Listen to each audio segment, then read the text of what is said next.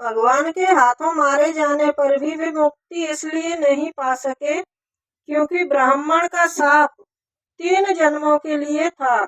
अतः एक बार उनके कल्याण के लिए भगवान श्री हरि ने पुनः अवतार लिया। कश्यप आदित्य तहाँ पे तो माता, दशरथ कौशल्या विख्याता। एक कल्प विधि अवतारा, चरित पवित्र किए संसारा। उस अवतार में कश्यप और अदिति उनके माता पिता हुए, जो दशरथ और कौशल्या के नाम से प्रसिद्ध थे। इस प्रकार एक कल्प में अवतार लेकर उन्होंने संसार में पवित्र लीलाएं की।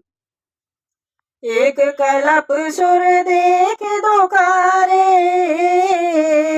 समर जलंधर सन सब हारे। शंभु के संग्राम अपारा, धनुज महाबल मरइन मारा। एक कल्प में सब देवताओं को जलंधर दैत्य से युद्ध में हार जाने के कारण दुखी देखकर शिवजी ने उसके साथ घनघोर युद्ध किया, पर वह महाबली दैत्य मरता ही नहीं था। परम सती असुराधिप नारी, ते बल ताहि न जितहि पुरारी। उस दैत्यराज की स्त्री बड़ी ही पवित्र, बड़ी ही पतिव्रता थी। उसी के प्रताप से त्रिपुरासुर जैसे अजय शत्रु का विनाश करने वाले शिवजी भी उस दैत्य को नहीं जीत सके। चले कर डार्यों सुब्रत, प्रभु सुर कारज कीन। जब ते जान्यो मरम तब, श्राप कोप कर दीन। लखन सिया रामचंद्र पद जय शरणों, शंकर हरिओम जय जय सिया राम। जय जय हनुमान हरि की जय। मंगल भवन अमंगल हारी, द्रवहु सुदशरथ अजिर बिहारी।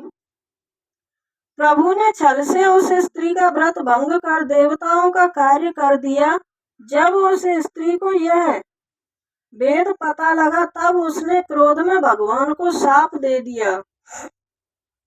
तासु श्राप हरि दीन प्रमाना, कौतुक निधि कृपाल भगवाना। तहाँ जलंधर रावण भयऊ, रनहति राम परम पद दयऊ। भगवान ने उस स्त्री के शाप को स्वीकार किया। वही जलंधर उस कल्प में रावण बना, जिससे श्री रामचंद्र जी ने युद्ध में मारकर परम पद प्राप्त किया। एक जन्म कर कारण इहा, जेह लगे राम धरि नर देहा। प्रति अवतार कथा प्रभु केरी, सुनो मुनि वरन कबीन गनेरी। श्री रामचंद्र जी ने मनुष्य देह क्यों धारण की, उसका कारण यह था। हे मुनि सुनो, प्रभु के प्रत्येक अवतार की कथा का कवियों ने अनेक प्रकार से वर्णन किया है। नारद श्राप दीन एक बारा, कल्प एक ते लगे अवतारा। गिरजा चकित भई सुनि वाणी, नारद विष्णु भगत पुनि ज्ञानी। एक बार नारद जी ने भगवान को शाप दिया, अतः एक कल्प में उन्हें अवतार लेना पड़ा। नारद जी द्वारा श्राप श्री हरि को शाप देने की बात सुनकर पार्वती जी बड़ी हैरान हुई और बोली, नारद जी तो विष्णु भक्त हैं और परम ज्ञानी हैं। कारण कवन श्राप मुनि दीना, का अपराध रमापति कीना। यह प्रसंग मोहि कहाँ पुरारी, सुन मन मोह आचरज भारी। मुनि ने भगवान को शाप क्यों दिया? भगवान ने उनका क्या अपराध किया था? हे शंकर जी, यह कथा मुझे सुनाइए। नारद मुनि के मन में मोह होना बड़े आश्चर्य की बात है। बोले बेहसी महेश तब, ज्ञानी मूढ़ न कोय। जे जस रघुपति करहि जब, सो तस तिन तिह छन होय। लखन सिय रामचंद्र पद जय शरणों, शंकर हरि ओम जय जय सिया राम, जय जय हनुमान हरि की जय। मंगल भवन अमंगल हारी, द्रवहु दशरथ अजर बिहारी। तब महादेव जी हंस पड़े और बोले, हे पार्वती, न तो कोई ज्ञानी है और न ही मूर्ख है।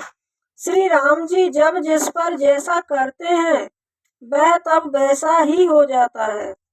कहो राम गुण गात, भरद्वाज सादर सुनहु।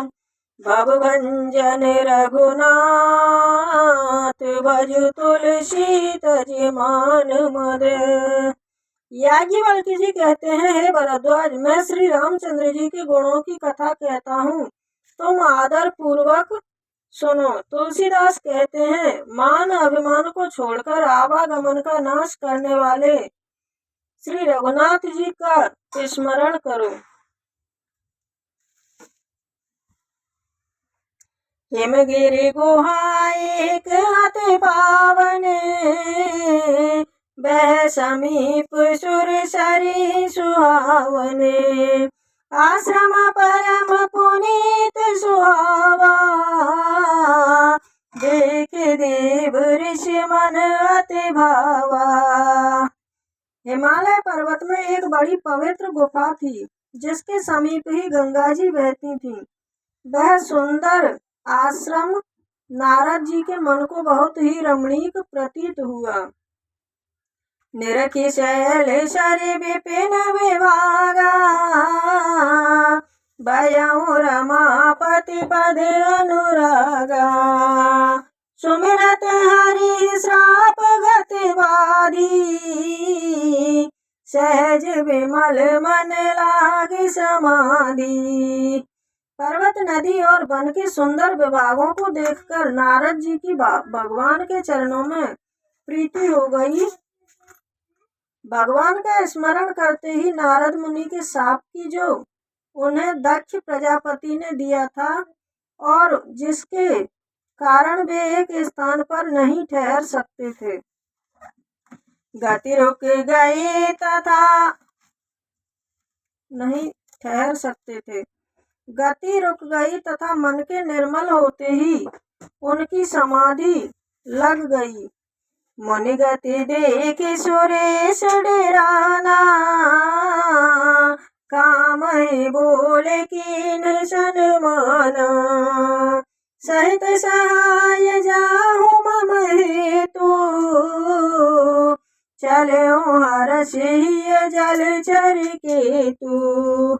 नारद मुनि की यह स्थिति देखकर देवराज इंद्र डर गया। उसने कामदेव को बुलाकर उसका आदर सत्कार किया और कहा कि मेरे हित के लिए तुम अपने सहायकों सहित नारद की समाधि भंग करने जाओ। यह सुनकर कामदेव मन में प्रसन्न होकर चला।